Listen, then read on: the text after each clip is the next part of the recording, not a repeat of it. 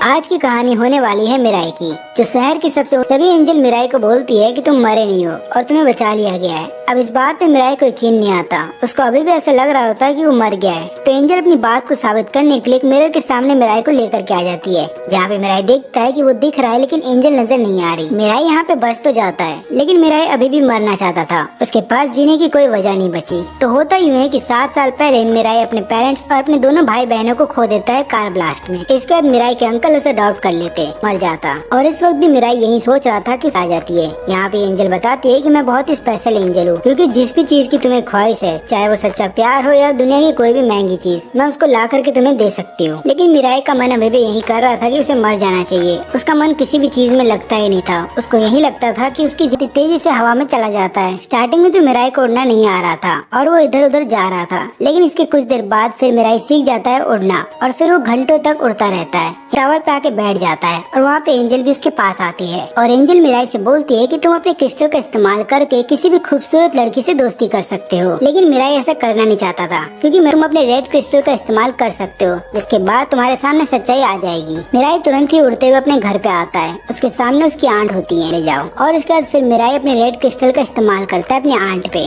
जिसके बाद उसकी आंट रोने लगती है। और यहाँ पे जब मिराई पूछता है कि क्या आपने मेरे पेरेंट्स की जान ली है, तो यहाँ पे आंट उसको रोते हुए बताती है कि उसमें मेरी कोई गलती नहीं, वो मेरे पति ने किया था। और उसी दौरान हम देखते हैं कि मिराई के अंकल भी वहाँ पे आ जाते हैं। वो देखते हैं अपनी पत्नी को रोते हुए। उन्हें कुछ भी समझ में नहीं आ रहा था, लेकिन तभी मिराई की आंट उनके पास आती है। अब यहाँ पे हम देखते हैं कि मिराई की आंट और अंकल लगातार आपस में लड़ रहे होते हैं, जिसके बाद मिराई की जो आंट होती है वो अपने ही पति की जान ले लेती है और इसके बाद वो अपनी भी जान ले लेती है। ये सब देख कर के मिराई को कुछ भी समझ में नहीं आ रहा था। तो एंजल मिराई से बोलती है कि रेड क्रिस्टल की एक खास बात है, अगर किसी व्यक्ति पे उसका इस्तेमाल किया जाए और उस व्यक्ति ने कोई भी बुरा कर्म किया है तो उसको उसकी सजा दी जाएगी। फिर मिराई जमीन पे बैठ जाता है। इसके बाद मिराई को उसकी माँ की एक कही हुई बात याद आती है, जहाँ पे उसकी यहाँ पे मिराई रोते हुए बोलता है कि मुझे भी कोई ऐसा जिंदगी में काम करना है जिससे कि मैं खुश रहूं, और यहाँ क्रिस्टल से अपने वश में कर लिया है ताकि वो यहाँ पे रह सके। मिराई बोलता है कि मैं चाहूँ तो अपनी पावर से एक बैंक को भी लूट सकता हूँ, लेकिन मुझे गलत काम नहीं करने, मुझे सही काम करके अच्छे पैसे कमाने हैं। तो यहाँ पे एंजल बोलती है कि एक काम करो, तुम अपने अंकल के बच्चों को मार दो, जिसके बाद उनकी प्रॉपर्टी तुम्हें मिल जाएगी। लेकिन मिराई बोलता है कि मैं किसी को तकलीफ देना नहीं चाहता। तभी एंजल उसे एक व्हाइट क्रिस्टल देती है। इसकी मदद से चाहे तो मिराई किसी की भी जान ले सकता है और उस व्यक्ति को तकलीफ भी नहीं होगी। और तभी मिराई की नजर टीवी पे जाती है और टीवी पे जिस आदमी को देखता है उसके पास भी एंजल्स की पावर होती है, और इस आदमी ने अपने पावर की मदद से उस शहर की 5 टॉप मॉडल्स को अपने प्यार में फंसा के रखा है। यहाँ पे एंजल मिराई को बताती है कि रेड क्रिस्टल का इस्तेमाल तुम किसी भी एक आदमी पे कर सकते हो, लेकिन दोबारा उसी आदमी पे नहीं कर पाओगे। और ऊपर से रेड क्रिस्टल का जो इस्तेमाल कर दिया तो 30 दिन तक ही उसका असर रहेगा। अब हम देखते हैं उसी टीवी वाले आदमी को, जो कि कार में बैठा होता है अपनी सभी गर्लफ्रेंड्स के साथ। तभी वहाँ पे एक आर्मर पहन करके एक आदमी आता है, जो व्हाइट क्रिस्टल की मदद से इस टीवी वाले बंदे की जान ले लेता है और उसके अपनी की बॉडी को इसका एंजल लेकर के जा रहा होता है। तब एंजल बोलता है कि अच्छा हुआ तुम मर गए, क्योंकि तुम इस पावर के काबिल नहीं थे। इसके बाद मिराई जब स्कूल जा रहा होता है तो उसको फोन में एक नोटिफिकेशन आता है। वो जैसे नोटिफिकेशन पे क्लिक करता है तो उसे पता चलता है कि वही टीवी वाला आदमी अब मारा जा चुका है। तभी एंजल बताती है कि 13 लोगों को चुना जाएगा, जिसमें से कोई एक ही गॉड बनेगा, और अच्छा वो एक मारा गया, यानी कि 12 लोग ही बचे हैं। और तुम्हें तो इस बात पे खुश होना चाहिए। तुम खुश क्यों नहीं दिख रहे हो, क्योंकि अगर तुम बच गए आखिरी तक तो तुम्हें गॉड बनाया जाएगा। लेकिन मिराई खुश नहीं था, क्योंकि उसे फिक्र हो रही थी बाकी बचे 11 लोगों की। उसे लग रहा था कि कहीं उनकी भी जान न ले ली जाए। उसी दौरान शहर में कुछ लोग बैंक को लूट रहे थे और वहाँ पे हम देखते हैं कि आर्मर वाला जो आदमी है वहाँ पे आ जाता है। वो अपने रेड क्रिस्टल की मदद से सभी पुलिस वालों को शूट करता है ताकि सभी पुलिस वाले उसके साइड में हो जाएं। और इसके बाद ये अपना नाम बताता है, बोलता है कि मेरा नाम है मेट्रोमैन और मैं यहाँ पे सबको बचाने आया हूँ। फिर ये जब बैंक के अंदर जा रहा होता है तभी एक लुटेरा इसके सामने आ जाता है गन लेकर के, लेकिन ये उसका गन छीन लेता है और उसके ऊपर रेड एरो से हमला करता है, जिसके बाद ये आदमी अपने आप को सरेंडर कर देता है। तभी एक और लुटेरा सामने आ जाता है और गन से शूट करने वाला है मेट्रोमैन पे, लेकिन तुरंत ही मेट्रोमैन दूर हट जाता है और वो अपने ही साथी की जान ले लेता है। मेट्रोमैन की स्पीड बहुत थी और यही कारण था कि कोई भी गोली उसको छू नहीं पा रही थी। फिर आखिरी में वो अपना व्हाइट क्रिस्टल निकालता है और उस लुटेरे की वहीं पे जान ले लेता है। मिराई और एंजल दोनों ही ये चीजें देख रहे थे। तब एंजल बताते हैं कि हो सकता है इस आदमी के साथ जरूर कोई स्पेशल ग्रेड की एंजल होगी, इसके बाद मेट्रोमैन इंटरव्यू देते हुए बताता है कि शहर के अंदर 12 खतरनाक क्रिमिनल घूम रहे हैं, जिसमें से मैंने एक क्रिमिनल की जान ले ली है और बचे 11 क्रिमिनल्स की मैं जान आगे चल के ले लूंगा। तभी मिराई एंजल से बोलता है कि इससे पहले मेट्रोमैन तुम्हें देख ले, तुम यहाँ से कहीं दूर चली जाओ। अब रात में मिराई एंजल से बोलता है कि तुम मेरे से अपनी पावर वापस ले लो, क्योंकि मैं बाकी सब की तरह मरना नहीं चाहता, क्योंकि मुझे पता है कि मेट्रोमैन मुझे भी ढूंढते हुए आएगा और मेरी जान ले लेगा। एंजल बताती है कि अगर मैंने ऐसा किया तो तुम्हारी जान चली जाएगी, क्योंकि तुम तो अपनी जिंदगी से हार गए थे, तुम मरना चाहते थे, इसलिए तुम्हें ये पावर दी गई थी, क्योंकि गॉड का आदेश था कि केवल उन्हीं लोगों को गॉड कैंडिडेट के लिए चुना जाए जिनका जिंदगी पे से भरोसा उठ गया हो। तो देखो 13 एंजल में से जो सबसे स्पेशल एंजल होती हैं, वो किसी भी इंसान को विंग्स के साथ साथ रेड क्रिस्टल और ग्रे क्रिस्टल की पावर दे सकती हैं। फिर उनके नीचे जो एंजल आते हैं वो किसी भी इंसान को विंग के साथ रेड क्रिस्टल की पावर दे सकते हैं, लेकिन आखिरी में जो एंजल्स आते हैं वो किसी भी इंसान को विंग्स की पावर या फिर रेड क्रिस्टल में से किसी एक चीज की पावर दे सकते हैं। फिर अगले दिन जब मिराई स्कूल जा रहा होता है तब एंजल उसको बोलती है कि तुम अपनी चाइल्डहुड फ्रेंड साकी भी रेड क्रिस्टल का इस्तेमाल कर लो, लेकिन मिराई ऐसा करने से मना कर देता है। फिर मिराई जैसे ही स्कूल के गेट के पास पहुंचता है तो वो ऊपर देखता है एक एंजल को, और ये देख करके मिराई बहुत ज्यादा डर जाता है, लेकिन वो ऐसा दिखाने की कोशिश करता है कि उसने एंजल को नहीं देखा और आगे बढ़ रहा होता है। लेकिन तभी एंजल मिराई के एकदम सामने आ जाता है, जिसको देखने के बाद मिराई डर जाता है, और यहाँ पे एंजल को पता चल जाता है कि मिराई भी एक गॉड कैंडिडेट है। और तभी ये एंजल मिराई से बोलता है कि मेरा कैंडिडेट भी बिल्कुल तुम्हारे सामने है। मिराई जैसे ही पीछे मुड़ के देखता है तो अपनी चाइल्डहुड फ्रेंड साकी को वहाँ पे देखता है। साकी तुरंत ही रेड एरो का इस्तेमाल करती है ताकि वो मिराई को अपने कब्जे में कर ले, लेकिन मिराई तो ऑलरेडी साकी से प्यार करता था और रेड एरो की वजह से वो अपने प्यार का इजहार कर देता है। तब साकी बोलती है कि आज मेरे घर पे कोई नहीं है, तुम्हें अभी मेरे घर पे जाना होगा, और मिराई खुशी से उसके घर पे पहुंच जाता है। लेकिन उसके घर पे पहुंचने के बाद उसे काफी देर वेट करना पड़ता है। तभी साकी भी वहाँ पे आ जाती है। साकी रूम के अंदर आते ही मिराई से पूछती है कि क्या तुम्हारे पास दूसरे क्रिस्टल की भी पावर है, यानी कि व्हाइट क्रिस्टल की पावर भी क्या तुम्हारे पास है। मिराई बोलता है कि हाँ, मेरे पास दूसरा क्रिस्टल भी है। तब यहाँ पे साकी के एंजल को ऐसा लगता है कि जरूर मेट्रोमैन यही होगा, क्योंकि यही बाकी कैंडिडेट्स को मार के उनके क्रिस्टल को ले रहा है। लेकिन मिराई बताता है कि तुम जैसा समझ रहे हो वैसा नहीं है, मैं मेट्रोमैन नहीं हूँ। और यहाँ पे साकी इस बात पे बिलीव कर लेती है, क्योंकि उसे भरोसा है मिराई के ऊपर। तभी साकी बोलती है कि प्लीज मुझे भी अपने साथ हवा में उड़ा के ले चलो, क्योंकि यहाँ पे हमें पता चलता है कि साकी के पास अभी तक से विंग की पावर नहीं है, उसके पास केवल रेड क्रिस्टल की पावर है। फिर दोनों जब हवा में उड़ रहे होते हैं तो यहाँ पे मिराई साकी से बोलता है कि अगर तुम्हें कोई प्रॉब्लम है तो तुम मुझसे शेयर कर सकती हो, और मैं वादा करता हूँ कि मैं हर मोड़ पे तुम्हारा साथ दूंगा। और फिर मिराई की बातें सुनने के बाद साकी रोने लगती है और बोलती है कि तुम्हारा शुक्रिया जो तुमने ये सब बोला। जब दोनों घर पहुंचते हैं तो यहाँ पे एंजल उनको बताता है कि कल मेट्रोमैन सबके सामने टीवी पे आने वाला है, और यहाँ पे साकी का एंजल बता रहा होता है कि अगर मेट्रोमैन यूं ही फ्री घूमता रहेगा तो वो जल्द साकी को भी मार देगा। मिराई इस बात से गुस्सा हो जाता है और तुरंत ही फैसला करता है कि वो अभी मेट्रोमैन की जान लेने के लिए चला जाएगा। लेकिन तभी मिराई की एंजल वहाँ पे आती है और बोलती है कि सब एक चाल है जो कि साकी के एंजल के द्वारा किया जा रहा है, क्योंकि अगर मेट्रोमैन से लड़ाई के दौरान तुम्हारी जान चली जाती है तो तुम्हारे विंग्स और बाकी क्रिस्टल चले जाएंगे साकी को, और अगर तुमने मेट्रोमैन की जान ले ली तो उसके पावर भी चले जाएंगे साकी को। मिराई बोलता है कि मुझे कोई फर्क नहीं पड़ता,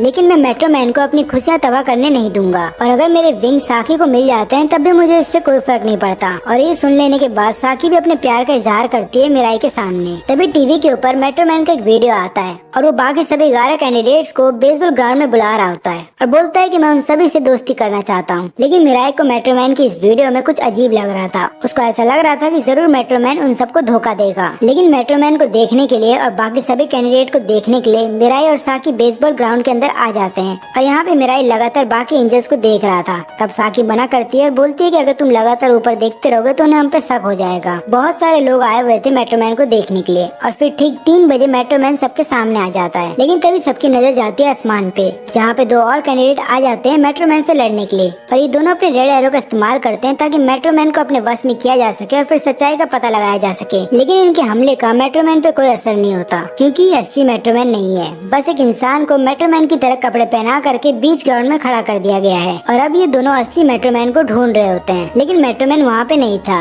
और अब बाकी के 2 कैंडिडेट्स की कहानी दिखाई जाती है, जिसमें कि पहले व्यक्ति की कहीं पे भी नौकरी नहीं लग रही थी और वो हर एक इंटरव्यू में फेल हो जाता था, और वहीं पे जो दूसरा व्यक्ति है वो लगातार एक एग्जाम को 3 साल से दिए जा रहा है, लेकिन हर बार वो उसी एग्जाम में फेल हो जाता है। फिर निराश होकर के ये दोनों अपनी जान देने वाले थे, लेकिन तभी इनके सामने एंजल्स आ जाती हैं जो कि इनको विंग्स और रेड क्रिस्टल दे देते हैं। और फिर ये दोनों अपने आप से वादा करते हैं कि हम दूसरों की जिंदगी अच्छा करेंगे ताकि उन्हें हमारी तरह मरना ना पड़े। तभी एक लड़की जो गॉड कैंडिडेट है उनके सामने आती है और बताती है कि मुझे बचपन से ही बुली किया गया है, लेकिन मैं मेट्रोमैन के हाथों नहीं मरना चाहती, इसलिए तुम में से कोई एक अपने रेड एरो से मुझ पे हमला करो और मेरी पावर ले लो। लेकिन ये लोग ऐसा कर पाते, वहाँ पे मेट्रोमैन आ जाता है और इस लड़की पे अपने रेड एरो से हमला करता है और उसे अपने साइड में कर लेता है। और उसके बाद वापस से टीवी स्क्रीन पे दिखाई देता है मेट्रोमैन, और मेट्रोमैन बोलता है कि मैं तुम दोनों की पावर लेने के लिए भी बहुत जल्द आऊंगा। तभी ये दोनों जो कैंडिडेट हैं ये ऑडियंस में बाकी गॉड कैंडिडेट से बोलते हैं कि तुम लोग भी हमारा साथ दो ताकि हम सब लोग मिल करके मेट्रोमैन की जान ले लें। और तभी दो कैंडिडेट सामने आते हैं इनके साथ निभाने के लिए।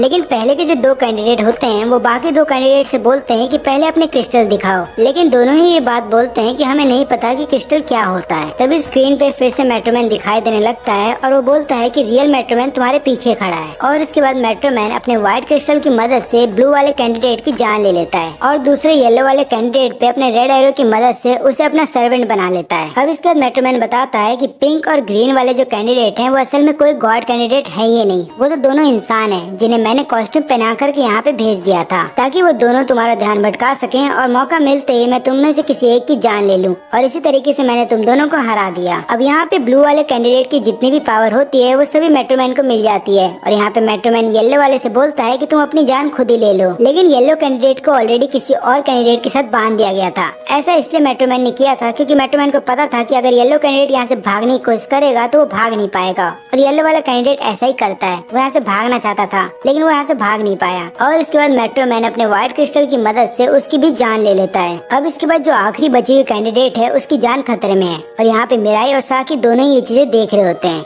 यहाँ पे मिराई सोच रहा होता है कि अगर उसने तीसरे कैंडिडेट की मदद करनी चाहिए तो यहाँ पे मेट्रोमैन को पता चल जाएगा कि इन लोगों के पास भी एंजल्स की पावर है और साकी की जान खतरे में पड़ जाएगी। अब यहाँ पे जिस कैंडिडेट की जान खतरे में है उसका एंजल सबके सामने आता है और बोलता है कि प्लीज मेरे कैंडिडेट की मदद करिए क्योंकि उसके पास कोई भी एरो नहीं है। अब ये चीज देख करके साकी लगातार चिल्ला रही होती है। तब मिराई सोचता है उस कैंडिडेट की जान बचाने के लिए, लेकिन तभी मिराई की एंजल वहाँ पे आती है और बोलती है कि अगर बेमतलब का तुम अभी मेट्रोमैन से लड़ने जाओगे बिना किसी प्लान के तो तुम्हारी जान चली जाएगी। और ये सारी बातें मिराई का जो एंजल है वो बिना उसे देखे बोल रही होती है क्योंकि उसे पता था कि अगर उसने मिराई की तरफ देखा तो यहाँ पे मेट्रोमैन को पता चल जाएगा कि अगला कैंडिडेट कहाँ पे है। लेकिन जिस समय मिराई और साकी दोनों ही एंजल की तरफ देख रहे होते हैं कोई उनकी फोटो खींच लेता है। और आखिरी में फिर मिराई की एंजल बोलती है मेट्रोमैन से कि तुम उस लड़की की मदद से बाकी कैंडिडेट्स को यहाँ पे नहीं बुला सकते, और जिससे कि मेट्रोमैन को गुस्सा आ जाता है और वो उस कैंडिडेट की जान ले लेता है। अब जितने भी लोग वहाँ पे मेट्रोमैन को देखने आए होते हैं वो सभी लोग अब डर रहे होते हैं मेट्रोमैन से और उनको ऐसा लगता है कि कहीं मेट्रोमैन उनकी भी जान ना ले ले। अब यहाँ पे मिराई की एंजल मेट्रोमैन से बोलती है कि मुझे कोई फर्क नहीं पड़ता कि तुम किसी भी इंसान की जान ले लो, लेकिन अगर तुम्हारी जान चली गई तो मुझे बहुत खुशी होगी क्योंकि तुम बाधा बन रहे हो मेरे कैंडिडेट के गॉड बनने में, और मैं वादा करती हूँ कि मेरा कैंडिडेट ही आगे चल के तुम्हारी जान लेगा। इसके बाद मिराई की एंजल बाकी सभी कैंडिडेट से बोलती है अपने घर जाने के लिए, और यहाँ पे मरे हुए गॉड कैंडिडेट की बॉडी को एंजल दूसरी दुनिया में लेके जाती है और उन सभी के क्रिस्टल्स यहाँ पे मेट्रोमैन को मिल जाते हैं। अब टोटल 8 कैंडिडेट जिंदा बचे हैं। अब रात में जब साकी और मिराई दोनों ही उदास बैठे होते हैं तब मिराई बोलता है कि मैं अपनी पावर की मदद से लास्ट कैंडिडेट की भी जान नहीं बचा पाया, लेकिन मैं बहुत जल्द मेट्रोमैन को एलिमिनेट कर दूंगा। साकी बोलती है कि मेट्रोमैन को हराना इतना आसान नहीं होगा, उसको हराने का केवल एक ही तरीका है, हमें बाकी कैंडिडेट्स के साथ मिल करके मेट्रोमैन को हराना होगा क्योंकि हमारी तरह बाकी कैंडिडेट्स भी मेट्रोमैन से नफरत करते होंगे। लेकिन तभी विंडो की तरफ से इनको एक आवाज आती है। ये लोग जब जाके देखते हैं तो वहाँ पे एक आदमी खड़ा होता है। वो बताता है कि मेरे पास मेट्रोमैन को मारने का एक तरीका है, लेकिन यहाँ पे मिराई को शक होता है इस आदमी पे तो वो अपना रेड एरो का इस्तेमाल करने वाला था।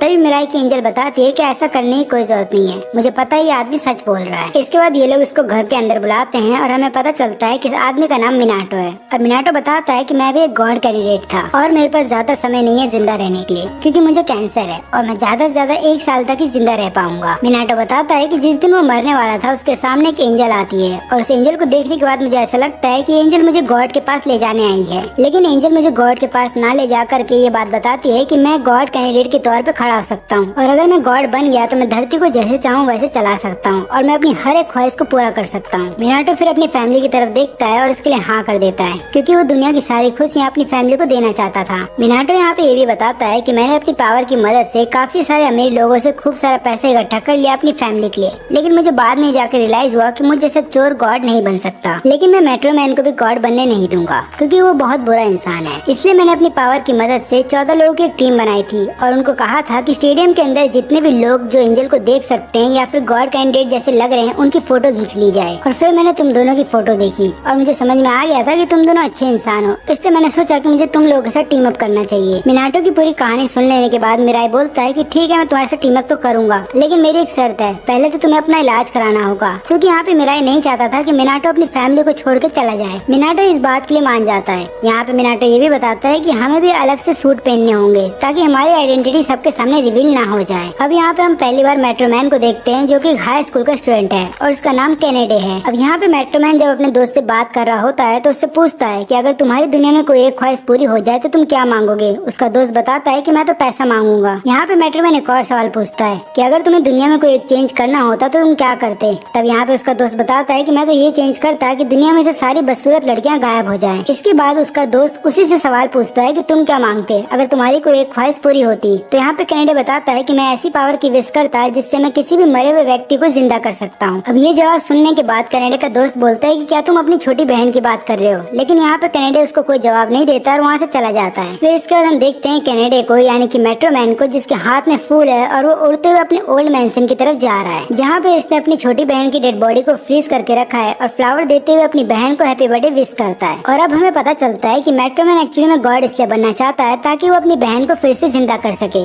अब यहाँ पे हम देखते हैं मिराई, मिनाटो और साकी को, जो लोग एक साथ बैठ करके बातें कर रहे होते हैं। तभी न्यूज में वो लोग खबर देखते हैं कि एक लड़की जिसने काफी सारी लड़कियों का मर्डर कर चुकी है वो जेल से भाग गई है। अभी न्यूज देखने के बाद यहाँ पे मिनाटो एंजल से पूछता है कि क्या कोई गॉड कैंडिडेट किसी इंसान को अपनी पावर दे सकता है। एंजल्स बताते हैं कि हाँ, आप ऐसा कर सकते हो, लेकिन ऐसा करने के लिए सबसे पहले तो आपको इंसान को रेड एरो से हमला करना होगा ताकि वो आपके वश में आ जाए। उसके बाद आप चाहे तो उसको अपनी पावर दे सकते हैं, लेकिन ये पावर तब तक ही किसी इंसान के पास रहती है जब तक कि रेड एरो का असर है। जिस दिन रेड एरो का असर खत्म होगा ये पावर भी उससे छीन ली जाएगी। मिनाटो यहाँ पे बताता है कि हमें इस लड़की की जान लेनी होगी, नहीं तो ये ऐसे ही बाकी मासूम लड़कियों की जान लेती रहेगी। लेकिन मिराई अभी भी कंफ्यूज था। वो बोलता है कि किस तरीके से हम व्हाइट एरो का इस्तेमाल करके भला कैसे एक इंसान की जान ले सकते हैं, मैं ऐसा नहीं कर सकता। यहाँ पे मिनाटो बताता है कि हमें सेल्फ डिफेंस में ऐसा करना होगा, लेकिन मिराई बोलता है कि मैं किसी को बुली करने से अच्छा खुद बुली होना पसंद करूंगा और ऊपर से मैं किसी की जान लेने से अच्छा अपनी खुद की जान देना पसंद करूंगा। तब यहाँ पे मिनाटो समझाता है उसे और बोलता है कि अगर यहाँ पे साकी की जान खतरे में है और मेट्रोमैन उसकी जान लेने वाला है तो तुम क्या करोगे। अब यहाँ पे मिराई उस सिचुएशन को फील करता है और सोचने लगता है कि अगर साकी की जान खतरे में है तो क्या वो अपना व्हाइट एरो चलाएगा या नहीं।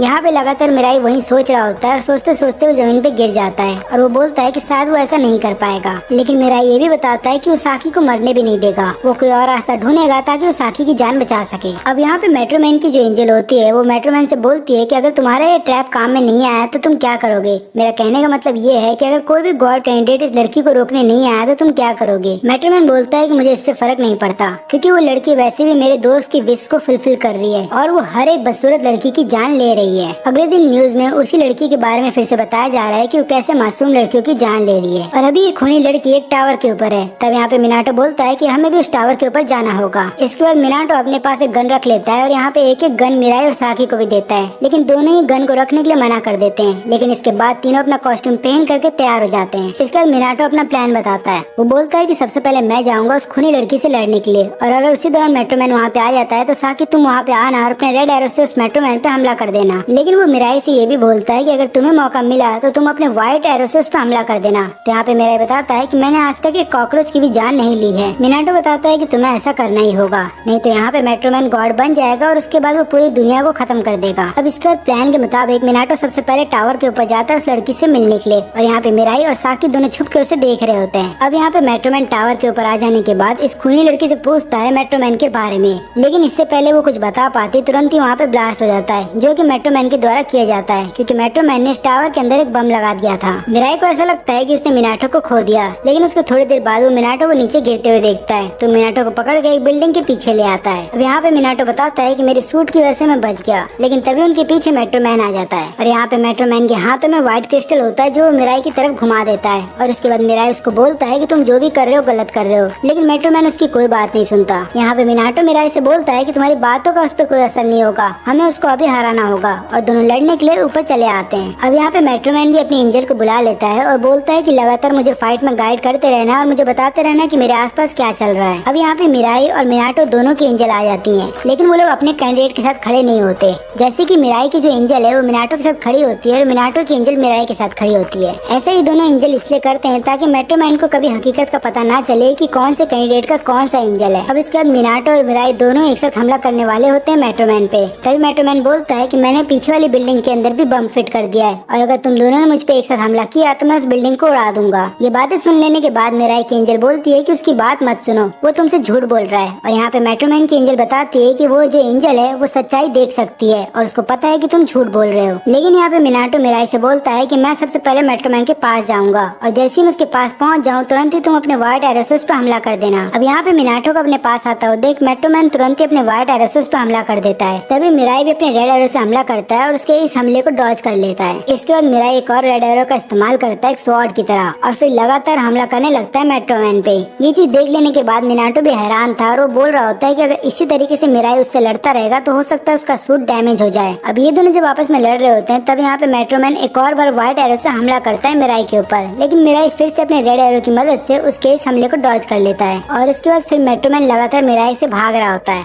और भागते भागते वो फिर से एक और व्हाइट एरो का इस्तेमाल करता है मिनाटो के ऊपर, लेकिन मिनाटो की जान फिर से मिराई के द्वारा बचा ली जाती है। अब यहाँ पे ये दोनों फिर से आपस में लड़ने लगते हैं। तब यहाँ पे मिनाटो ये डिसाइड करता है कि वो मेट्रोमैन के पीछे जाएगा और अपनी गन से उस पर हमला करेगा और मिनाटो ऐसा ही करता है। वो मेट्रोमैन के पीछे जा करके लगातार अपनी गन से फायरिंग करने लगता है। अब ऐसा करने की वजह से यहाँ पे मेट्रोमैन का सूट डिस्ट्रॉय होने लगता है और उसका फेस का मास्क भी टूट जाता है। और यहाँ पे मिराई मेट्रोमैन पे जब हमला करने के लिए आ रहा था तो वो उसका चेहरा देख करके वहीं पे रुक जाता है। मिनाटो मिराई से बोलता है कि तुम्हें फिर से हमला करना होगा, लेकिन तब तक बहुत देर हो जाती है क्योंकि वहाँ से मेट्रोमैन भाग जाता है। इसके बाद जब दोनों वापस से साकी के घर पे आते हैं तब यहाँ पे मिनाटो बहुत गुस्सा करता है मिराई के ऊपर और बोलता है कि तुम बिना किसी प्लान के जिस तरीके से आज मेट्रोमैन से लड़ रहे थे उस तरीके से तुम्हारी जान भी जा सकती थी। तब यहाँ पे मिराई बताता है कि मैं उसको मारने वाला था, लेकिन जैसे ही मैंने उसका चेहरा देखा मैं अपने आप को रेडी नहीं कर पाया उसको मारने के लिए। मिनाटो बोलता है कि अगर तुम्हें दुनिया का भला करना है और तुम चाहते हो कि दुनिया में मासूम लोग ना मारे जाए तो हमें मेट्रोमैन की जान लेनी होगी ताकि वो गॉड ना बन जाए। और अगर तुमने मेट्रोमैन को देखा है तो हमें भी बताओ कि वो कैसा दिखता है। लेकिन तभी साकी बीच में बोलती है कि हम इस पर कल बात करेंगे। अब यहाँ पे साकी जब अपने दोस्त के साथ स्कूल जा रही होती है तब उसकी दोस्त बोलती है कि अजीब सा लड़का तुम्हारा पीछा कर रहा है और ये अजीब सा लड़का कोई और नहीं बल्कि मिराई होता है जो कि साकी का पीछा कर रहा होता है। तब साकी की दोस्त बोलती है कि मैं जाती हूँ और उसको बुली करती हूँ, लेकिन यहाँ पे साकी बोलती है कि मेरा मन नहीं है उसको बुली करने का। उसकी दोस्त पूछती है कि क्या तुम उस लड़के को पसंद करती हो, तो साकी बताती है कि नहीं ऐसा कुछ भी नहीं है। अब ये बात यहाँ पे मिराई भी सुन लेता है। अब यहाँ पे घर पे हम देखते हैं कि मिनाटो लगातार मिराई से पूछ रहा होता है कि तुमने मेट्रोमैन को देखा है तो क्या तुम उसका स्केच बनाने में मेरी मदद करोगे।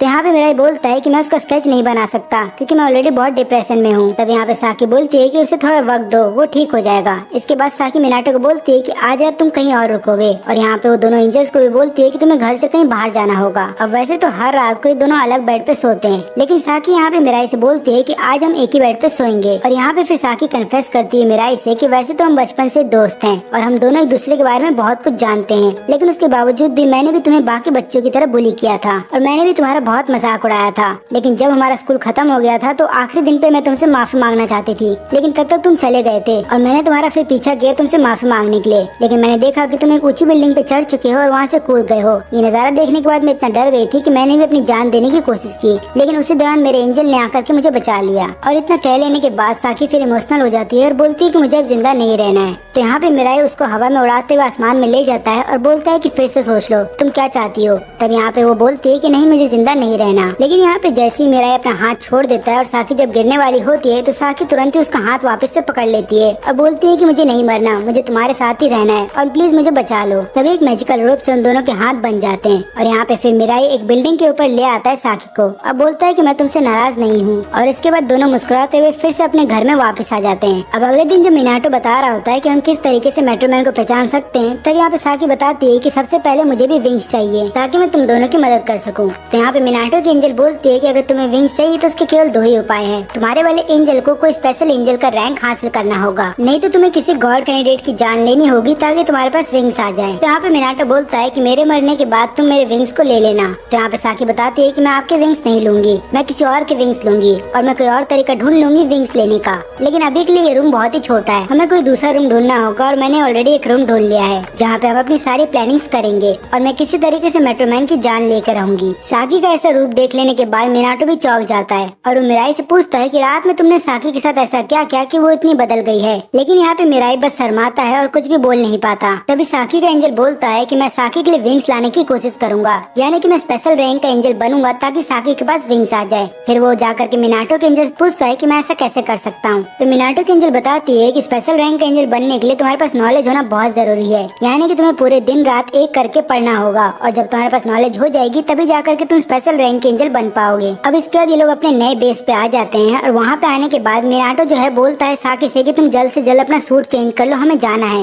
यहाँ पे साकी जब दूसरे रूम में जाती है सूट चेंज करने के लिए तो अपने एंजल को देखती है और पूछती है कि तुम क्या कर रहे हो। तो उसका एंजल बताता है कि ये सभी बुक्स हैं और ये सब बॉल के फॉर्म में है, यानी कि एक बॉल के अंदर टोटल 1000 बुक्स हैं जो मुझे तुम्हारे लिए पढ़ना होगा, तभी जाकर के तुम्हें विंग्स मिलेंगे। फिर साकी उसका ये डेडिकेशन देख करके उसे थैंक यू बोलती है और फिर अपना सूट पहन के सबके सामने आती है और सब लोग चौंक जाते हैं उसका नया सूट देख के। ये लोग जैसे आगे निकल रहे होते हैं तभी आसमान में से एक रेड एरो बाहर निकल करके आता है और यहाँ पे साकी को लगने वाला होता है तो मिराई उसके सामने आ जाता है। तब यहाँ पे मिनाटो बताता है कि चिंता करने वाली कोई बात नहीं है, ये मेरा ही रेड एरो है और मुझे ऐसा लगता है कि मैंने जिस व्यक्ति पे इस रेड एरो का इस्तेमाल किया था जरूर उसको किसी ने मार दिया है और यही कारण है कि मेरा रेड एरो मेरे पास आ गया है। लेकिन यहाँ पे मिनाटो को ऐसा लग रहा होता है कि कुछ तो गड़बड़ है। मिनाटो बोलता है कि जरूर मेरी फैमिली की जान खतरे में है और ऊपर से मेरी आइडेंटिटी के बारे में किसी को पता चल गया है। मिनाटो और मिराई तुरंत ही सूट पहनते हैं और निकल जाते हैं मिनाटो के घर की तरफ। रास्ते में मिनाटो कई बार अपनी पत्नी को कॉल भी करता है लेकिन उसकी पत्नी कॉल नहीं उठाती। तभी मिनाटो जब अपने घर के पास पहुँचता है तो एक अनजान आदमी को अपने घर के पास देखता है। फिर वो मिराई से बोलता है कि तुम इस आदमी की जान ले लो, तब तक मैं घर के अंदर जा रहा हूँ। घर के अंदर आने के बाद मिनाटो लगातार अपनी बीवी बच्चों को ढूंढ रहा होता है लेकिन वो लोग कहीं नहीं मिलते। इसके बाद मिनाटो एक ऐसे रूम में जाता है जहाँ पे उसने अपनी छोटी सी बच्ची के लिए पहले से ही शादी के कपड़े सिलवा के रखे थे ताकि उसके फ्यूचर में काम आ सके और उन कपड़ों को जब वो फटा देखता है तो समझ जाता है कि उसने अपने बीवी बच्चों को खो दिया। अब यहाँ पे मिराई इस अनजान से आदमी पे जब अपना रेड एरो का इस्तेमाल करता है तो वो आदमी तुरंत ही गायब हो जाता है और यहाँ पे मिराई को समझ में नहीं आ रहा होता है कि ये गॉड कैंडिडेट है या फिर मेट्रोमैन ने किसी इंसान के ऊपर अपना रेड एरो से हमला करके उसे अपना सर्वेंट बना लिया। और कुछ देर के बाद ये व्यक्ति एक पार्क के अंदर आ जाता है और इसका नाम हजीमा है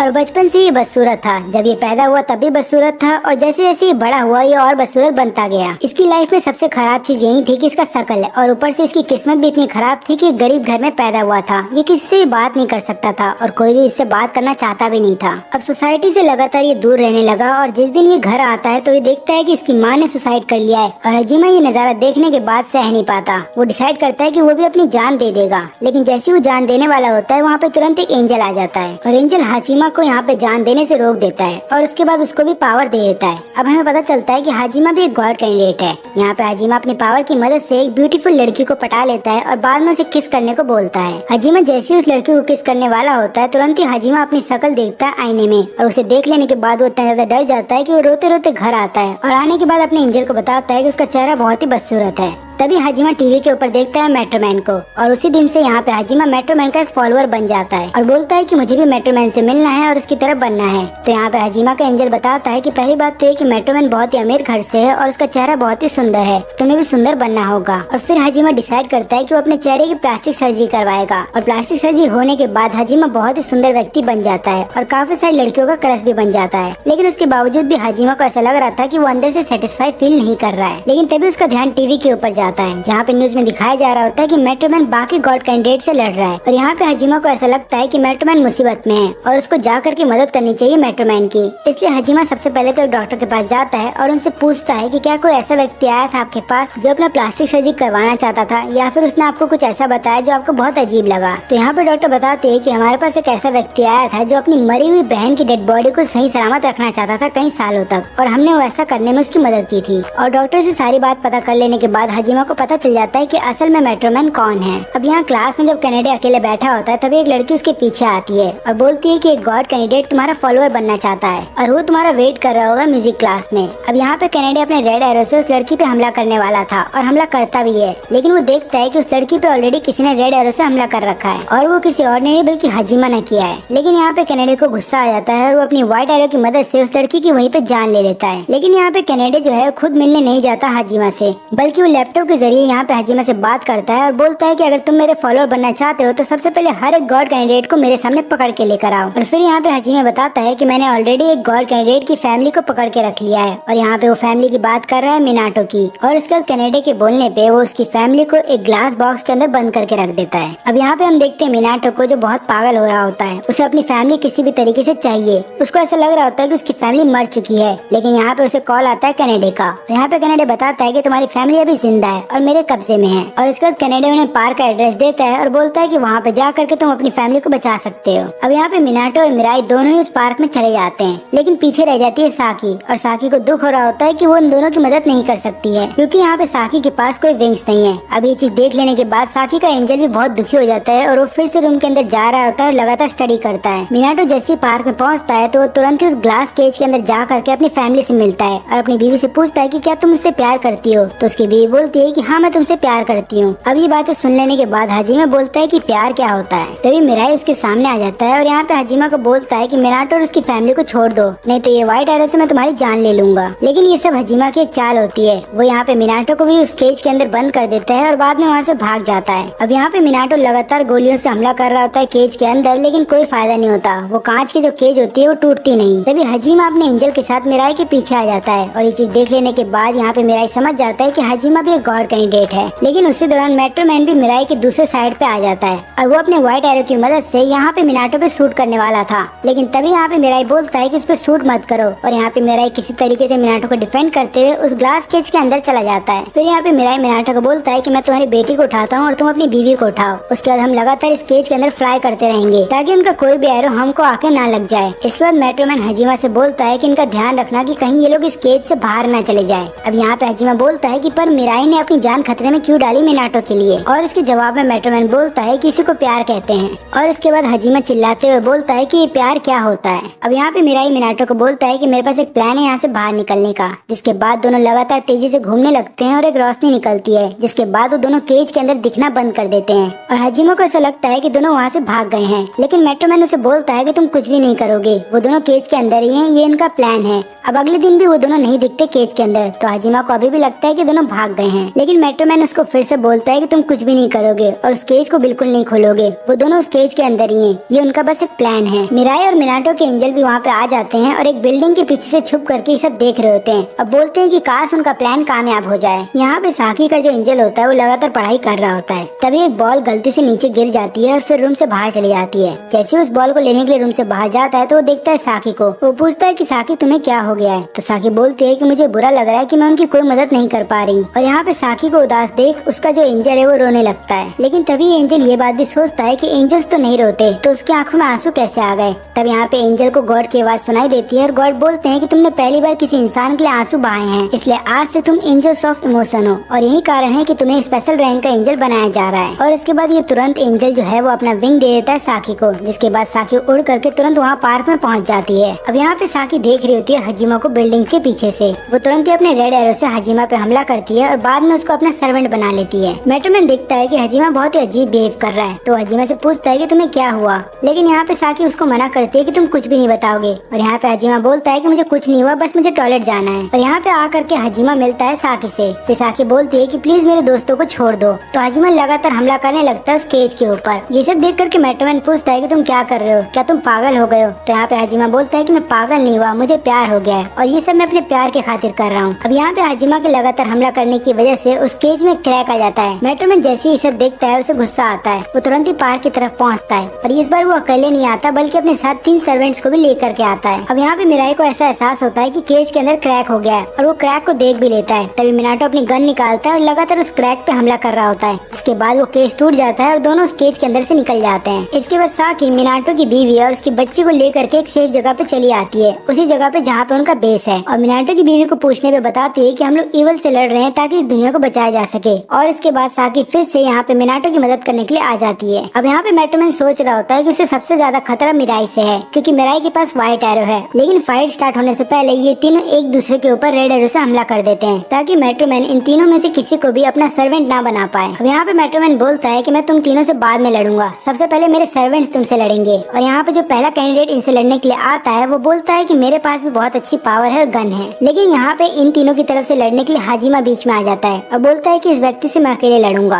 अब यहाँ पे जब ये व्यक्ति हाजिमा के ऊपर गोलियों से हमला करता है तो हाजिमा उसकी गोलियों से बच जाता है और इसके बाद हाजिमा अपने स्वॉर्ड से उस पर हमला करने वाला होता है कि वो व्यक्ति तुरंत ही आसमान में उड़ जाता है। लेकिन वहाँ पे साकी और मिराई उसका वेट कर रहे थे, जो दोनों मिल करके उसके विंग्स को खराब कर देते हैं। और तभी वहाँ पे हाजिमा आ करके उसका एक हाथ काट देता है और उसके शोल्डर पे हमला करता है। और ये जैसे नीचे गिरता है तब हाजिमा उसके पास आता है और बोलता है कि तुम्हारे पास अभी भी वक्त है, तुम चाहो तो हॉस्पिटल जा करके अपनी जान बचा सकते हो। और ये व्यक्ति तुरंत ही हॉस्पिटल निकल जाता है। अब यहाँ पे मेट्रोमैन की तरफ से लड़ने के लिए एक लड़की आगे आती है और ये लड़की बताती है कि मैं फार्मास्यूटिकल कंपनी में काम किया करती थी और वहाँ पे काम करने के बाद मैंने काफी सारे वायरस पे रिसर्च किया है, जिसके बाद मैंने एक ऐसा वायरस बनाया है जिसकी मदद से मैं किसी की भी जान ले सकती हूँ। और इस वायरस का डेमो ये एक चूहे पे करके दिखाती है और ये लड़की बोलती है कि अगर तुम में से किसी ने भी मेरी जान ले ली तो ये वायरस फट जाएगा और तुरंत ही धरती पे फैल जाएगा, जिसके बाद धरती का हर एक व्यक्ति मारा जाएगा। और ऐसा इसलिए हो पाएगा क्योंकि मेरे पेट के अंदर इस वायरस का बटन है। अब यहाँ पे मेट्रोमैन बोलता है कि इस लड़की से लड़ने के लिए मिराई आगे आएगा। यहाँ पे मिराई जा रहा होता है उस लड़की से लड़ने के लिए, तब साकी मना करती है, बोलती है कि तुम उस लड़की से लड़ने मत जाओ। लेकिन यहाँ पे मिराई बोलता है कि मुझे जाना होगा।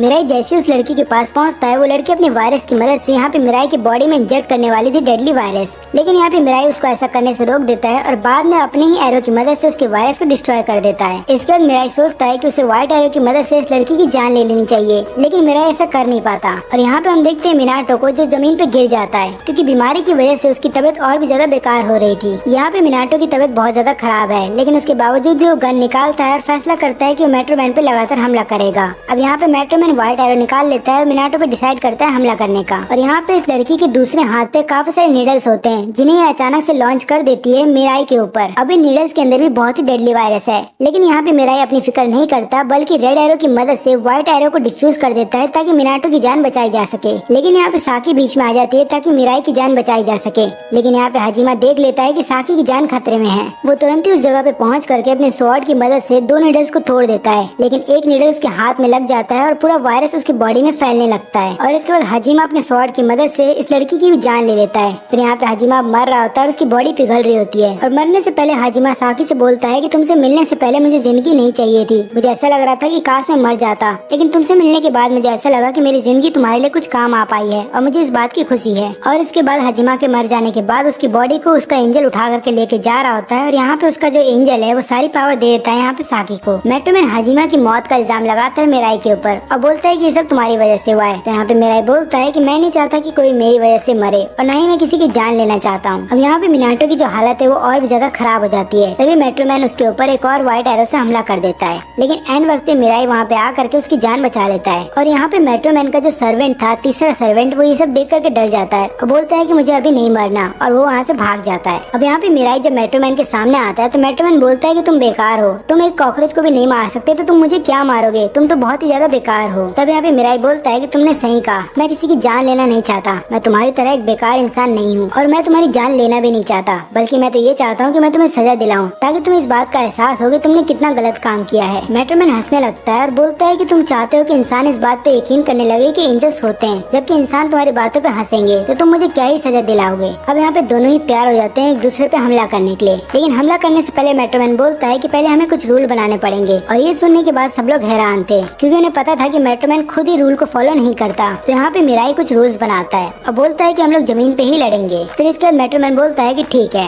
यहाँ पे मेट्रोमैन ये भी बोलता है कि मैं जैसे ही कॉइन को उछालूंगा और कॉइन जैसे ही जमीन पे गिरेगा उसके बाद हम फाइट स्टार्ट करेंगे। लेकिन जैसे ही मेट्रोमैन कॉइन को फ्लिप करता है तुरंत ही वो हमला कर देता है व्हाइट एरो से यहाँ पे मिराई के ऊपर, लेकिन मिराई किसी तरीके से अपने आप को बचा लेता है। और अब मिराई की बारी थी। यहाँ पे मिराई अपने रेड एरो से हमला करता है मेट्रोमैन के ऊपर, लेकिन मेट्रोमैन बहुत ही आराम से उसको ब्लॉक कर लेता है। इसके बाद मेट्रोमैन बोलता है कि वही गॉड बनने के लायक है और वही सबसे बेस्ट कैंडिडेट है। अब हम पास्ट में देखते हैं कनाडा की लाइफ को, जब उसकी बहन जिंदा थी, जहाँ पे उसकी बहन बहुत ज्यादा खूबसूरत थी और हर पल उसके साथ रहती थी। कनाडा अपनी बहन से बहुत ज्यादा प्यार करता था और वो नहीं चाहता था कि उसकी बहन का कोई और दोस्त बने। वो पूरी दुनिया से अपनी बहन को छुपाना चाहता था। लेकिन एक दिन उसकी बहन उसके सामने आती है और बोलती है कि उसे एक लड़का पसंद है। ये बात कनाडा को अच्छी नहीं लगती। वो अपनी बहन को बोलता है कि तुम उस लड़के से नहीं मिलोगी, लेकिन कनाडा की बहन इस बात से नाराज हो जाती है और बोलती है कि नहीं, मैं उससे मिलने जाऊंगी। जिस बात पे कनाडा गुस्सा आ जाता है और वो उसका हाथ पकड़ लेता है। उसकी बहन लगातार अपना हाथ छुड़ा रही होती है और हाथ छुड़ाने के दौरान वो नीचे गिर जाती है। नीचे गिरते ही कनाडा की बहन के सिर पे चोट आ जाती है। लेकिन जब कनाडा नीचे आता है अपनी बहन को देखने के लिए तो उसे पता चलता है कि उसकी बहन अभी जिंदा है।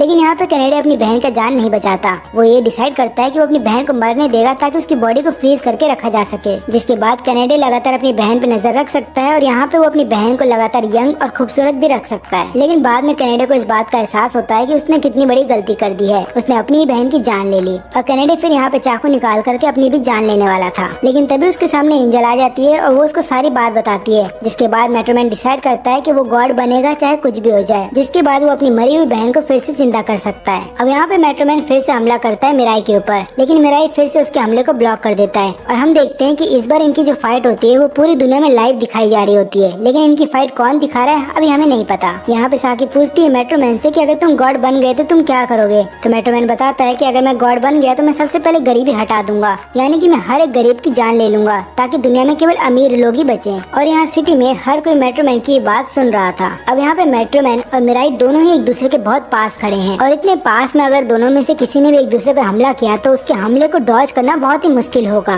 अब यहाँ पे मिराई मेट्रोमैन से बोलता है कि मैं मान ही नहीं सकता कि तुम असल में मेट्रोमैन हो, यानी कि तुम फेक हो, तुम रियल मेट्रोमैन नहीं हो सकते। मेट्रोमैन बोलता है कि मैं असल में मेट्रोमैन हूँ, यानी कि मैं रियल हूँ, लेकिन इस बात पे मिराई मानता ही नहीं। तो मेट्रोमैन को आ जाता है गुस्सा और अपना चेहरा भी दिखाता है, लेकिन उसके बावजूद भी मिराई को ऐसा लग रहा था कि ये रियल मेट्रोमैन हो ही नहीं सकता, क्योंकि मिराई का ऐसा मानना है कि जो रियल मेट्रोमैन है वो कभी रूल को फॉलो नहीं करेगा और ये वाला मेट्रोमैन लगातार रूल को फॉलो कर रहा है। तभी मिराई दौड़ते हुए मेट्रोमैन के पास पहुंच जाता है। यहाँ पे मेट्रोमैन अपने व्हाइट एरो से हमला तो करता है, लेकिन मिराई उससे बच जाता है। और यहाँ पे जब मिराई अपने रेड एरो से उस पर हमला करने वाला था तो वो देखता है कि मेट्रोमैन पे ऑलरेडी किसी ने रेड एरो से हमला कर रखा है। और यहाँ पे फिर उसे पता चल जाता है कि मेट्रोमैन को कोई कंट्रोल कर रहा है। अब यहाँ पे मेट्रोमैन फिर से अपने व्हाइट एरो से हमला करने वाला था तो मिराई उसके इस हमले को रोक देता है और उसके बाद उसका दोनों हाथ बांध के पीछे कर लेता है। और यहाँ पे क्योंकि मेट्रोमैन के विंग सब आगे आ जाते हैं उसके चेहरे पे, तो यहाँ पे मेट्रोमैन को कुछ भी दिखाई नहीं दे रहा था। तो मेट्रोमैन फ्रस्ट्रेशन में आकर के अपने हाथ में से एक चाकू निकालता है और लगातार मिराई के ऊपर हमला करने लगता है, लेकिन मिराई लगातार उसके चाकू के हमले से बच रहा होता है और उसका हाथ नहीं छोड़ता। अब यहाँ पे मेट्रोमैन को आ जाता है गुस्सा और वो अपने एंजल से मदद भी मांगता है, लेकिन उसका एंजल उसकी कोई मदद नहीं करता। और तभी साकी भी वहाँ पे आ जाती है। फिर दोनों मिल करके यहाँ पे मेट्रोमैन का हाथ बांध देते हैं और उसको बंदी बना लेते हैं। अब यहाँ पे मिनाटो तैयार होता है अपने गन के साथ ताकि वो मेट्रोमैन की जान ले सके, लेकिन तभी वो जमीन पे नीचे गिर जाता है। फिर वो अपने बीवी बच्चे के बारे में सोचता है और उसके बाद फिर से गन को उठा लेता है मेट्रोमैन की तरफ। यहाँ पे मेट्रोमैन अपनी जान की भीख मांगता है और बोलता है कि प्लीज मुझे जाने दो, मुझे गॉड नहीं बनना, तुम चाहो तो गॉड बन जाओ, मैं आज के बाद तुम्हारे रास्ते में नहीं आऊंगा।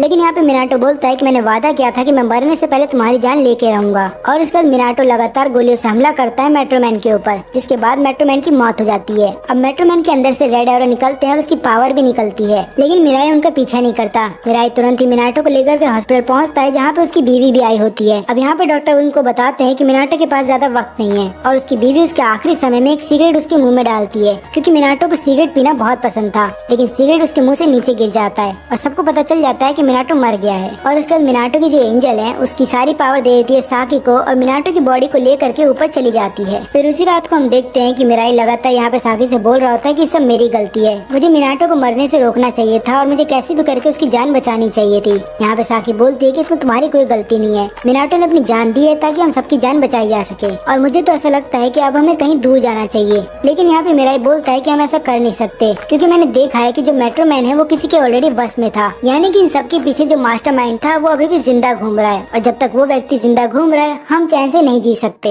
अब हमें पता चलता है कि ये काम यूटो ने किया है, जो स्टार्टिंग में तो कनाडा का एक फॉलोअर था, लेकिन आगे चल करके उसने अपने बस में कर लिया कनाडा को और बाद में सारे काम कराए और यहाँ पे वो खुश होता है कि कनाडा मर गया। अब हम देखते हैं कि अगले दिन यूटो सबके सामने आकर के अपने आप को रिवील कर देता है। वो यहाँ पे सभी लोगों को ये भी बताता है कि गॉड के द्वारा 13 एंजल्स धरती के ऊपर भेजे गए हैं, जो कि 13 लोगों को चुनेंगे अगला गॉड बनने के लिए। तो होता यूँ है कि यूटो की कहानी भी बहुत ज्यादा सैड है, क्योंकि उसको भी स्कूल में कोई पसंद नहीं करता था और हर कोई उसको बुली करता था, उसका कोई भी दोस्त नहीं था और अपनी लाइफ से तंग आने के बाद वो सुसाइड करने की सोचता है, लेकिन तभी उसके सामने एक एंजल आ जाता है और उसके बाद जब उसको एंजल से पावर मिल जाती है तो उसके बाद वो स्कूल में जा करके सभी लोगों को अपना दोस्त बना लेता है। वो उन लोगों से काफी सारे सामान भी लेता है और उनके साथ अच्छा टाइम स्पेंड भी करता है। और जब यहाँ पे यूटो को एक दिन पता चलता है कि मेट्रोमैन हर एक गॉड कैंडिडेट की जान ले रहा है, तब यहाँ पे यूटो डर जाता है। वो नहीं चाहता था कि वो मरे, इसलिए उसने कनाडा के ऊपर सबसे पहले रेड एरो का इस्तेमाल किया ताकि वो जाकर के मिराई से लड़े। लेकिन जब मिराई ने मेट्रोमैन की जान ले ली तो यहाँ पे यूटो फैन बन जाता है मिराई का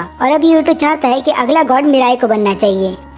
यूटो ये भी बताता है कि मैं बाकी कैंडिडेट से मिलने के लिए भी एक्साइटेड हूँ और यहाँ पे वो एक बात ये भी बताता है कि मेरे पास मिराई की एक फोटो है और अगर मेरे से मिराई मिलने के लिए नहीं आया तो मैं उसकी आइडेंटिटी सबके सामने रिवील कर दूंगा। लेकिन यहाँ पे मिराई और साकी को ऐसा लग रहा था कि ये सब यूटो की एक चाल है, वो सभी कैंडिडेट को एक जगह बुला करके उनकी जान लेना चाहता है। अब यहाँ पे यूटो जिस जगह पे इंटरव्यू दे रहा था तभी वहाँ पे कुछ लोग आ जाते हैं और वो यूटो को किडनैप करना चाहते थे, लेकिन यूटो तुरंत ही वहाँ से गायब हो जाता है और किसी को समझ में नहीं आता कि यूटो कहाँ चला गया। अब साकी इन सब चीजों से तंग आ जाती है और यहाँ पे मिराई को बोलती है कि हमें कहीं दूर भाग जाना चाहिए। लेकिन मिराई बोलता है कि हम भाग के कहाँ जाएंगे, कोई ना कोई हमें ढूंढते हुए यहाँ पे आ ही जाएगा। ऐसी बात नहीं कि मैं तुम्हारे साथ रहना नहीं चाहता, मैं भी तुम्हारे साथ शांति से रहना चाहता हूँ, लेकिन हम अपनी जिम्मेदारियों से भाग नहीं सकते हैं और यही कारण है कि अभी के लिए हमें यहीं पे रहना होगा। और इसके बाद दोनों अपनी नॉर्मल जिंदगी जीने लगते हैं ताकि किसी को भी इन पे शक न हो कि ये लोग गॉड कैंडिडेट्स हैं। फिर एक दिन जब मिराई स्कूल से लौट रहा होता है तभी उसके बगल में कार आके रुकती है और उसके अंदर बैठे हुए आदमी को देख करके मिराई डर जाता है। मिराई को ऐसा लगता है कि ये व्यक्ति मेरी जान लेना चाहता है, लेकिन ये आदमी बताता है कि मैं पुलिस की तरफ से आया हूँ और हमें ये बात पता है कि तुम्हें गॉड कैंडिडेट हो, हम तुम्हारी जान बचाना चाहते हैं ताकि तुम्हें कोई नुकसान न पहुँचे। और मेरी जो दूसरी एजेंट है वो साकी से बात कर रही है। तभी इन दोनों को साकी की चिल्लाने की आवाज आती है। यहाँ पे जब वो दोनों भाग करके आते हैं तो उन्हें पता चलता है कि साकी ने उस एजेंट के ऊपर रेड एरो से हमला कर दिया है। फिर ये पुलिस वाला ये भी बात बताता है कि तुम लोग को और भी लोग ढूंढ रहे हैं ताकि वो लोग तुम्हें एक वेपन के तौर पे इस्तेमाल कर सके और तुम्हारी आइडेंटिटी जो है सबके सामने अब आ चुकी है, इसलिए तुम्हें हमारे साथ चलना होगा। वैसे तो मिराई और साकी दोनों ही इन दोनों की बातों पे बिलीव करने को तैयार नहीं थे। उन्हें ऐसा लग रहा था कि ये लोग हो सकता है हमसे झूठ बोल रहे हो, लेकिन यहाँ पे पुलिस वाला बार बार बता रहा होता है कि प्लीज मेरी बातों का यकीन करो, अगर तुम लोग ज्यादा देर बाहर रहोगे तो तुम्हारी जान को खतरा है। और यहाँ पे फिर फाइनली ये दोनों जाने के लिए तैयार होते हैं इनके साथ। और रास्ते में पुलिस वाला बताता है कि मेरा नाम होशी है और कुछ कैंडिडेट्स को पकड़ लिया गया है पावरफुल लोगों के द्वारा, जो लोग चाहते हैं कि उनका इस्तेमाल करे वो अपने फायदे के लिए। न केवल इतना ही, कुछ कैंडिडेट ऐसे भी हैं जो बहुत ही बुरे हैं और उन्हें अगर ना रोका गया तो दुनिया में तबाही मचा देंगे। इसके बाद होशी इन दोनों को एक अपार्टमेंट के अंदर ले आता है जो यहाँ पे होशी का एक घर होता है और यहाँ पे होशी इन दोनों को बताता है कि तुम दोनों यहीं पे रुको और ये फोन का इस्तेमाल करना हमसे बात करने के लिए। अब इनके यहाँ से चले जाने के बाद मिराई बोलता है कि हमें होशी पे ट्रस्ट नहीं करना चाहिए, लेकिन यहाँ पे साकी बोलती है कि हमें उस पर ट्रस्ट करना चाहिए। अब यहाँ पे हम देखते हैं कि होशी इनसे फिर से मिलने के लिए आता है और यहाँ पे साकी से बोलता है कि क्या तुम थोड़ी देर के लिए अपनी पावर मेरी वाइफ को दे सकती हो ताकि वो देख पाए कि एंजल्स दिखते कैसे हैं। तो यहाँ पे साकी थोड़ी देर के लिए उसे अपनी पावर दे देती है और उसकी वाइफ देख पाती है कि एंजल्स दिखते कैसे हैं। यहाँ पे होशी एक और बात बताता है कि जब से दुनिया वालों को पता चला है कि गॉड अपने रिप्लेसमेंट को ढूंढ रहे हैं तब से काफी सारे लोग ऐसे आ रहे हैं सामने जो अपने आप को गॉड कैंडिडेट बताते हैं। तो मिराई उन्हीं में से एक गॉड कैंडिडेट से मिलने के लिए चला जाता है, लेकिन उसको पता चलता है कि वो गॉड कैंडिडेट बिल्कुल फेक है। इसके बाद ये दोनों एक और आदमी से मिलते हैं जो अपने आप को गॉड कैंडिडेट बता रहा होता है, लेकिन जब ये लोग इसके ऊपर हमला करते हैं रेड एरो से और सच्चाई का पता लगाते हैं तो उन्हें पता चलता है कि ये आदमी भी झूठा है। तभी उधर एक बगल वाले घर से चिल्लाने की आवाज आती है और यहाँ पे ये लड़का अपने बड़े भाई को बता रहा होता है कि किस तरीके से मैंने अपनी पावर का इस्तेमाल करके हमारे पेरेंट्स की जान ले ली है। और यहाँ पे ये अपनी पावर का इस्तेमाल करके अपने भाई को बोलता है कि अब तुम भी अपनी जान ले लो। और इससे पहले ये अपने बड़े भाई पे हमला करता रेड एरो से वहाँ पे मिराई पहुँच जाता है और इस लड़के के हमले को रोक देता है। इस लड़के का एंजल भी वहाँ पे आ जाता है और हमें पता चलता है कि ये भी एक गॉड कैंडिडेट है, इसका नाम है सूजी। और यहाँ पे सूजी बताता है कि एक्चुअली मैंने देखा है कि लोग कितने तकलीफ में होते हैं और अक्सर लोग तकलीफ में एक ही बात बोलते थे कि काश उनकी जान चली जाए, इसलिए मैं लोगों की जान ले लिया करता था। मिराई बोलता है कि गलत है, लोगों की जान ले लेना ताकि उन्हें एक सोल्यूशन मिल जाए ये बिल्कुल गलत है। कई बार हमें जिंदगी को दूसरी नजर से देखना पड़ता है, तभी जाके हमें पता चलता है कि इसके अलावा भी काफी सारे ऑप्शन बचे हुए थे। लेकिन सूजी की सोच इससे बहुत ही अलग थी क्योंकि वो अपने आप को मौत का देवता मानता है। तभी हम देखते हैं कि वो लड़का भी घर के अंदर आ जाता है जो थोड़ी देर पहले अपने आप को गॉड कैंडिडेट बता रहा था। वो यहाँ पे सूजी को समझाते हुए बोलता है कि हर किसी के पास जीने का एक मकसद होना चाहिए और उसको उसी मकसद के लिए लगातार जीना चाहिए। मैं मानता हूँ कि जिंदगी बहुत ही कठिन है, ये आसान किसी के लिए नहीं है और ना कभी होगी, लेकिन कठिन रास्तों से जो पार हो जाता है वही व्यक्ति आगे चल करके बड़ा नाम कमाता है। इसके बाद सूजी डिसाइड करता है कि वो अपने भाई की जान नहीं लेगा, लेकिन यहाँ पे सूजी फिर अपनी जान लेने की सोचता है, लेकिन फिर उसका एंजल बीच में आता है और वो उसको ऐसा करने से मना करता है और बोलता है कि जब तक कोई गॉड कैंडिडेट को चुन नहीं लिया जाता अगले गॉड के लिए तब तक तुम अपनी जान मत दो। अब सूजी इनके साथ टीम अप कर लेता है और उनके साथ इनके अपार्टमेंट में चला आता है जहाँ पे ये लोग होशी और उसकी बीवी से मिलते हैं, लेकिन उनको देखने के बाद सूजी शर्मा जाता है और एक कोने में जाके बैठ जाता है। अब इसके बाद मिराई और साकी दोनों ही सबके सामने आने का फैसला करते हैं। वो लोग ऐसा फैसला इसलिए करते हैं ताकि लोग जो हैं बुरे कैंडिडेट्स को पहचान सके। वो लोग बताते हैं कि गॉड कैंडिडेट किसी की जान नहीं लेंगे और आपकी प्रोटेक्शन करेंगे, लेकिन सभी लोग उन लोगों को ऐसे हवा में उड़ते हुए देख करके हैरान थे। अब यहाँ पे यूटो भी आ जाता है जो कि मिराई का बहुत बड़ा फैन था, लेकिन यहाँ पे यूटो को ऐसा लग रहा था कि असल वाला मिराई नहीं है, यानी कि एक फेक मिराई है, इसलिए वो उस पर रेड एरो से हमला करता है। लेकिन यहाँ पे मिराई उसके अटैक को डॉज कर लेता है और बाद में बोलता है कि हमें कहीं अकेले में जाके बात करनी चाहिए और ये तीनों स्पेस में आ जाते हैं जहाँ पे मिराई उसको बोलता है कि तुम हमारी टीम में शामिल हो जाओ और जब तक एक अच्छा गॉड कैंडिडेट को नहीं चुन लिया जाता तब तक तुम किसी के साथ भी कुछ बुरा नहीं करोगे। यूटो को इन चीजों में यकीन तो नहीं था और वो ना ही ऐसा करना चाहता था, लेकिन यहाँ पे ये सभी चीजें उससे मिराई बोल रहा था तो वो हाँ कर देता है। अब हम देखते हैं यूरी को जो कि एक और गॉड कैंडिडेट है। अब उसका एंजल उसके सामने आता है और बताता है कि बहुत जल्द गॉड कैंडिडेट को चुना जाएगा, इसलिए तुम्हें यहाँ से निकलना होगा। अब यूरी को कुछ लोगों ने बंदी बना के रखा था। फिर यहाँ पे यूरी बेहोश होने का नाटक करती है और जब गार्ड्स वहाँ पे उसको देखने आते हैं तो अपने रेड एरो से उन पे हमला करके उन्हें अपना सर्वेंट बना लेती है। उसके बाद वो खिड़की से कूद करके वहाँ से निकल जाती है। बाहर आते ही उनको यहाँ पे मिराई और साकी मिलते हैं। उसके अलावा यहाँ पे यूटो भी होता है। यहाँ पे यूटो उसको एक रिंग देता है ताकि उसके पास भी विंग आ जाए। अब यहाँ जब सब लोग एक साथ घर के अंदर होते हैं और काफी सारे कैंडिडेट एक साथ खड़े हैं, तब यहाँ पे होशी बोलता है कि हमें चुन लेना चाहिए कि अगला गॉड कौन बनेगा। फिर यहाँ पे हर कोई मिराई का नाम लेता है, लेकिन मिराई को देख करके ऐसा लग रहा है कि वो अभी तैयार नहीं है। तभी सूजी अपने एंजल से पूछता है कि गॉड बनने के बाद हमारे साथ क्या क्या होगा। तो उसका एंजल बताता है कि गॉड बनने के पास तुम्हारे पास इतनी पावर होगी कि तुम किसी की भी जान ले सकते हो और उसको जान दे सकते हो। इसके अलावा तुम हेवन और हेल को बदल सकते हो, और अगर मैं सीधा सीधा बोलूँ तो तुम पूरी दुनिया को बदलने का ताकत रखते हो। लेकिन एक बात याद रखना, एक बार अगर तुम गॉड बन गए तो तुम वापस से ह्यूमन में कभी नहीं बदलोगे। अब ये बात सुनते ही सब लोग चौंक जाते हैं, क्योंकि भले उन्हें गॉड की पावर मिल रही थी, लेकिन कोई भी अपना इंसानी रूप छोड़ करके गॉड नहीं बनना चाहता था। तब यहाँ पे सूजी बोलता है कि अगर मैं गॉड बन गया तो सबसे पहले सबके ऊपर रेड एरो से हमला करूंगा, फिर सबकी लाइफ कंट्रोल करूंगा। तब यहाँ पे मिराई बोलता है कि ये बिल्कुल ही गलत है, क्योंकि तुम किसी की लाइफ को कंट्रोल कर रहे हो तो इसका मतलब ये है कि वो खुद की लाइफ नहीं जी पाएगा। अब यहाँ पे यूट्यूब भी सबकी बातें फोन पे सुन रहा होता है और बोलता है कि मेरा वोट भी मिराई को जाता है और हर कोई मिराई को वोट करता है। लेकिन तभी एंजल बताते हैं कि मिराई को एक और वोट की जरूरत है और उसके बाद वो अगला गॉड बन जाएगा। तो इन सबको बताया जाता है कि एक और गॉड कैंडिडेट है जिसका नाम है गोकी, जो कि एक साइंटिस्ट है, और इसका जो एंजल होता है वो गॉड और डिस्ट्रक्शन है। और जब सब लोग गोकी से मिलने जा रहे होते हैं ताकि सबको पता चले कि गोकी किसके लिए वोट करेगा, तब यहाँ पे उसका जो एंजल होता है इन सबको रोक लेता है और बोलता है कि तुम्हें गोकी से मिलने से पहले ये बताना होगा कि तुम्हारा प्लान क्या है। तभी वहाँ पे काफी सारे हेलीकॉप्टर्स आ जाते हैं जो कि उन पे हमला करने वाले थे, लेकिन ये लोग तुरंत ही एक सेफ जगह पे टेलीपोर्ट हो जाते हैं ताकि इन्हें कोई नुकसान न पहुँचे। अब इन लोगों के ऊपर मीडिया की भी नजर थी, तो मिराई बोलता है कि हमें कैमरे के सामने देख करके बताना होगा कि अगर हम गॉड बन गए तो हम क्या क्या करेंगे। तो सबसे पहले सुशी बताता है, वो बोलता है कि मैं सबकी जिंदगी आसान कर दूंगा, चाहे मुझे उसके लिए तीसरे व्यक्ति की जान ही क्यों न लेनी पड़े। तो यहाँ पे यूरी बताती है कि वो बहुत बड़े से मैंशन में रहना चाहती है और उसके अगल बगल बस नौकर चाकर होने चाहिए। यहाँ पे यूट्यूब बोलता है कि वो सबसे पहले तो सारे स्कूल्स को तबाह कर देगा ताकि किसी भी बच्चे को कोई होमवर्क ना मिले और फिर बच्चे पूरे दिन गेम खेल सकते हैं। फिर यहाँ पे साकी बताती है कि वो सबकी जिंदगी आसान कर देगी ताकि हर किसी का चेहरा मुस्कुराता रहे और वो यही देखना चाहती है। जब आखिरी में मिराई की बारी आती है तो मिराई बताता है कि गॉड बनने के बाद वो कुछ भी नहीं बदलेगा, जैसे लोगों की जिंदगी पहले चल रही थी वो उसको ऐसे ही चलने देगा, क्योंकि आज जो भी व्यक्ति जिस भी पोस्ट पे है वो अपनी मेहनत से है, और अगर हर किसी को मैं इक्वली पोस्ट दे दूंगा तो फिर तो कोई मेहनत ही नहीं करेगा। और मैं किसी की भी लाइफ में इंटरफेयर नहीं करना चाहता, और मैं ये भी चाहता हूँ कि हर किसी की सोच एक दूसरे पर्सन से अलग हो, क्योंकि अगर हर किसी की सोच एक जैसी होगी तो इतने सारे इंसानों का क्या फायदा धरती पे। इन लोगों का इंटरव्यू गोकी भी देख रहा होता है और यहाँ पे गोकी का ऐसा मानना है कि गॉड होते ही नहीं है, क्योंकि गोकी को गॉड पे यकीन नहीं है, और उसका ऐसा मानना है कि ये सभी चीजें एंजल्स का फैलाया हुआ एक ट्रैप है जिसकी मदद से वो लोग इंसानों पे कंट्रोल करते हैं। और इसके बाद फिर गोकी इन सबके सामने आ जाता है। गोकी भी इन लोगों को यही बताता है कि एंजल्स ने हमें एक ट्रैप में फंसा के रखा है। वो लोग जानबूझ के हमें ये यकीन दिलाना चाहते हैं कि गॉड होते हैं, जबकि एक्चुअली में कोई गॉड नहीं है। साइंस ही अगला फ्यूचर है और साइंस की मदद से हम लोग दुनिया को और भी सुंदर बना सकते हैं। साकी गोकी की बात सुन के कन्विंस हो जाती है। वो बोलती है कि मुझे भी यही लगता था कि कोई गॉड नहीं होता,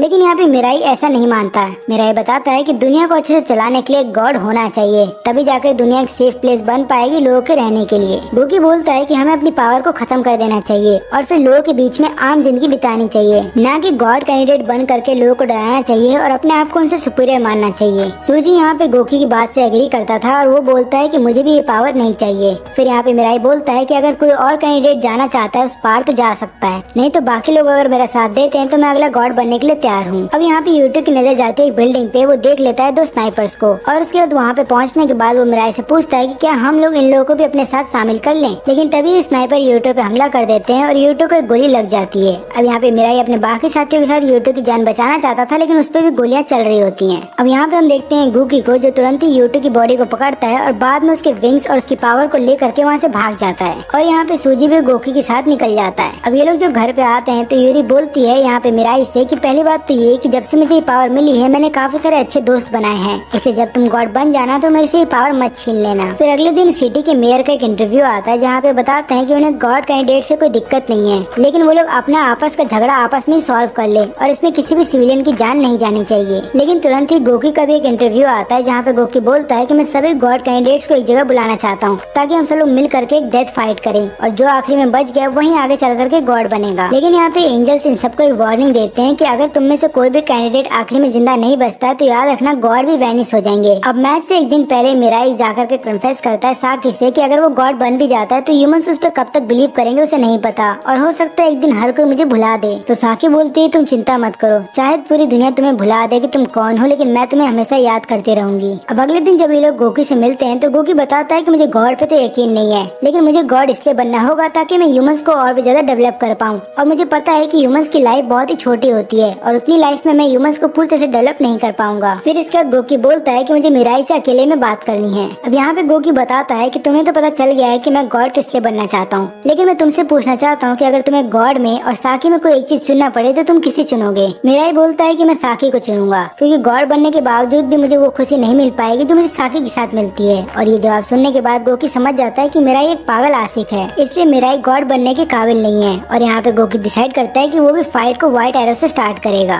लेकिन फाइट स्टार्ट हो उससे पहले गोकी बताता है कि मैंने यूरी और साकी को किडनैप करा लिया था जब मैं तुम्हारे साथ यहाँ पे अकेले बात कर रहा था, और अगर तुम खुशी खुशी मर जाते हो तो मैं दोनों की जान को बख्श दूंगा। और फिर मिराई यहाँ पे सरेंडर कर देता है अपने आप को, और गोकी उसके ऊपर व्हाइट एरो से हमला करने ही वाला था, लेकिन तुरंत ही वहाँ पे आ जाती है एंजल और वो उसको बचा करके ले जा रही होती है। और वो नहीं चाहती थी कि यहाँ पे मिराई मर जाए बिना साकी को गुड बाय बोले हुए। लेकिन जब मिराई की एंजल जा रही होती है उसको लेकर के कहीं दूर, तुरंत ही मिराई की एंजल रुक जाती है। और यहाँ पे मिराई की एंजल बताती है कि मेरा रैंक अब कम हो रहा है, इसका मतलब ये है कि अब तुम विंग और एरो में से किसी एक ही चीज को चुन सकते हो। तब यहाँ पे मिराई बोलता है कि मुझे एरो दे दो। इसके बाद मिराई फिर ग्राउंड के अंदर चला जाता है गोकी से फाइट करने के लिए। अब यहाँ पे सूजी जब इन दोनों की जान लेने वाला होता है तो ये दोनों बोलते हैं कि प्लीज हमारी जान मत लो। तो यहाँ पे यूरी बोलती है कि मैंने अभी काफी सारे दोस्त बनाए हैं और मैं उन्हें खोना नहीं चाहती। तो यहाँ पे साकी बोलती है कि मैं मिराई से बहुत ज्यादा प्यार करती हूँ और मैं उसको खोना नहीं चाहती। अब ये सुन के सूजी का दिल भर आता है और वो डिसाइड करता है कि वो इनकी जान नहीं लेगा। अब यहाँ पे फाइट के दौरान हम देखते हैं कि गोकी का एक व्हाइट एरो यहाँ पे लगने वाला होता है मिराई को,